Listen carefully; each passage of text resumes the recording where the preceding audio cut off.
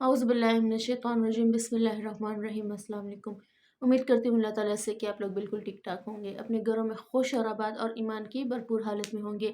रजब का महीना बहुत बहुत मुबारक हो, और जिस पर अल्लाह ताला की ख़ास रहमत होती है वही लोग रजब के महीने में पहुँच पाते हैं। जैसे कि इरशाद बारी ताला है कि रजब एक नहर का नाम है जो जन्नत में है, और इस जन्नत से, इस नहर से वही लोग फ़ायदा उठाएंगे जिन्होंने रजब का एक भी रोज़ा रखा होगा। यानी मफ़हूम क्या है कि जो लोग रजब में एक भी रोज़ा रखेंगे तो अल्लाह ताला इस नहर से उनको सैराब कर देंगे।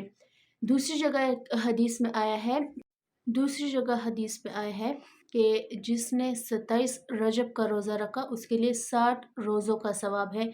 इस हदीस से हम देख सकते हैं कि रजब से रिलेटेड जो लोग अस्कार करते हैं, जो लोग रोज़ा रखते हैं, उनके लिए बहुत ही फ़ायदा है। वैसे ही जैसे रमज़ान के महीने में अगर हम देखें तो एक इबादत 70 के डबल हो जाती है, यानी कि 70 के इक्वल हो जाती है। डिफरेंट महीनों की डिफरेंट इज़्ज़तें हैं और डिफरेंट अनोखे जो है फ़ायदे होते हैं। वैसे ही अगर हम तहज्जुद से रिलेटेड देखें, जो लोग कहते हैं कि हमारी माली परेशानियां हैं या हमारे रिश्ते से रिलेटेड परेशानियां हैं, घरेलू मसाइल हैं, वो किसी भी अस्कार से या किसी भी ज़िक्र से कम नहीं हो रही।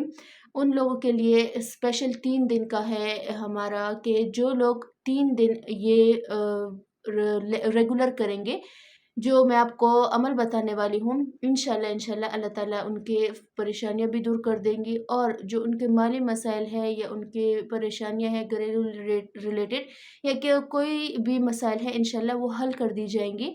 आपने क्या करना है कि 3 दिन रोज़े रखने हैं, और उन्हीं तीनों दिन आपने तहज्जुद में उठना है। 2 रकात नफल पढ़ ले, 4 पढ़ ले, जितना आपके लिए आसानी हो। प्लस आपने इस्तग़फ़ार का एहतमाम करना है। 700 मरतबा पढ़ ले, 313 मरतबा पढ़ ले, लेकिन तादाद में पढ़ना है। 313 से लेकर आपने 700 भी पढ़ सकते हैं, 2100 भी पढ़ सकते हैं। लेकिन चूँकि तहज्जुद का टाइम थोड़ा कम होता है, बीच में सहरी भी करनी होती है, क्योंकि दिन को रोज़ा रखना होगा, तो इसलिए आप 313 से लेकर 700 के दरमियान या 1000 2100 जितना आप कर सकते हैं। शॉर्ट इस्तग़फ़ार करना चाहे तो शॉर्ट कर ले, लॉन्ग करना चाहे तो लॉन्ग कर ले। ये और जो अपना मसला है वो अव्वल आखिर दुरूद शरीफ के साथ जब आप इस्तग़फ़ार पढ़ेंगे, पहले 3 दफ़ा दुरूद शरीफ फिर इस्तग़फ़ार, जितना आप पढ़ सकते हैं, फिर अपना मसला पेश कीजिएगा, फिर आप वही इस्तग़फ़ार पढ़िएगा। आप दुरूद शरीफ जो आपने शुरू में पढ़ा होगा, यानी कि अगर 3 दफ़ा शुरू में पढ़ा होगा तो 3 दफ़ा लास्ट में भी आप पढ़ेंगे।